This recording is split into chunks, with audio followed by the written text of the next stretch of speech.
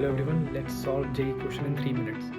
ये क्वेश्चन कहता है कि in double slit experiment shown the figure when light of wavelength 400 nanometer used dark fringe is observed at p if capital D is equal to 0.2 meter the minimum distance between the slit S1 and S2 is dash millimeter. मतलब कि minimum distance क्या बोल रहा था, minimum distance between slit S1 and S2, मतलब कि यहां से यहां जो स्मॉल d इसका क्या मिनिमम डिस्टेंस होगा। ठीक है, तो आओ पहले इसको खुद से ड्रॉ करते हैं। ये हो गया आपका सोर्स, ठीक है।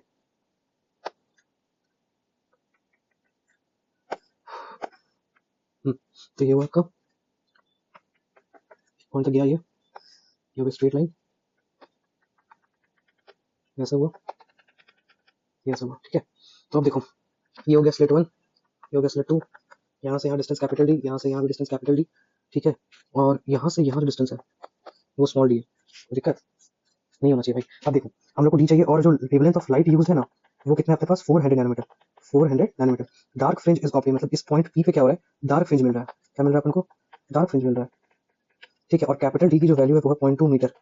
तो minimum distance between the slits S1 S2 पूछ रहा है। तो देखो, तो हम अगर डेल्टा x लिखना चाहें तो डेल्टा x की वैल्यू क्या होगी, डेल्टा x की जो वैल्यू होगी ना छोटे, डेल्टा x की जो वैल्यू होगी, अगर हम इसको सोर्स को s बोलते हैं तो ये हो गया s s1 plus s1p minus s s2 plus S2p। अब सवाल ये उठता है कि S1 क्या है। अरे देखो ये क्या बोल रहा हूँ मैं, समझ में आना चाहिए। देखो रे ऑफ लाइट ऐसे गया, फिर ऐसे गया, और ये ऐसे गया, और फिर ये रे ऑफ लाइट ऐसे गया। तो यहाँ से यहाँ डिस्टेंस ट्रैवल करा वो पाथ, यहाँ से डिस्टेंस वो पाथ, ये हो गया S1, ये हो गया S1p। यहाँ से यहाँ गया तो S1 S2, यहाँ से यहाँ गया तो S2p। तो ये डिस्टेंस, इनको इससे माइनस करेंगे दोनों का पार्ट डिफरेंस निकल जाएगा। तो वही तो कर रहे हैं, बस आगे बढ़ो।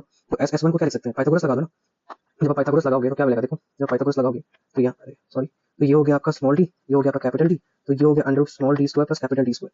तो हम S1 को लिख सकते हैं under root small d square plus capital D square, कोई दिक्कत। तो इसी तरह S1 p का भी वैल्यू क्या हो जाएगा, वही होगा under root d square plus capital D square. वही अगर हम बोले S2 की वैल्यू तो वो हो जाएगी d, फिर S2p की वैल्यू क्या हो जाएगी d। तो ये अब पुट करते हैं, तो डेल्टा x की वैल्यू क्या होगी, 2 अंडर रूट d स्क्वायर, दोनों ऐड हो गया माइनस 2d।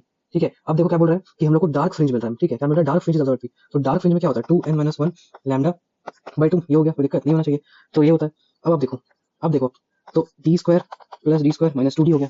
तो अगर हम n की वैल्यू 1 रखते हैं तो क्या हो जाएगा, लैम्डा बाई 2, ठीक है। तो n की वैल्यू 1 रखा तो क्या हो गया, लैम्डा बाई 2। अब देखो आप क्या करोगे, d की कैपिटल D की वैल्यू तुम्हारे पास है, हाँ 0.2 मीटर। तो एक काम करते हैं, एक काम ये करते हैं कि हम करते हैं स्क्वायर। तो ये हो गया लैम्डा स्क्वायर, ये हो गया 4, ये हो गया आपका, यहाँ पे आप कैसे स्क्वायरिंग करोगे, हाँ एक काम करो, काम करते हैं, ये तो आपका लैम्डा बाई 2 हो गया। तो lambda by 2 plus 2d is equal to 2 under root d square plus capital D square. अब करो स्क्वायरिंग बोथ साइड।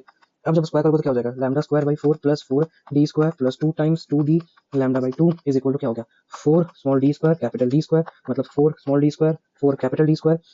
तो 4 कैपिटल D स्क्वायर यहाँ भी था, 2 से 2 कट गया, मतलब 2d लैम्डा, ठीक है 2d लैम्डा हो गया प्लस लैम्डा स्क्वायर बाई 4। तो 4d स्क्वायर कट गया, तो 4d स्क्वायर कट गया, तो क्या बचा अपने पास, देखो अपने पास बचा लैम्डा का स्क्वायर बाई 4। लैम्डा की वैल्यू क्या है, 400 नैनोमीटर। 4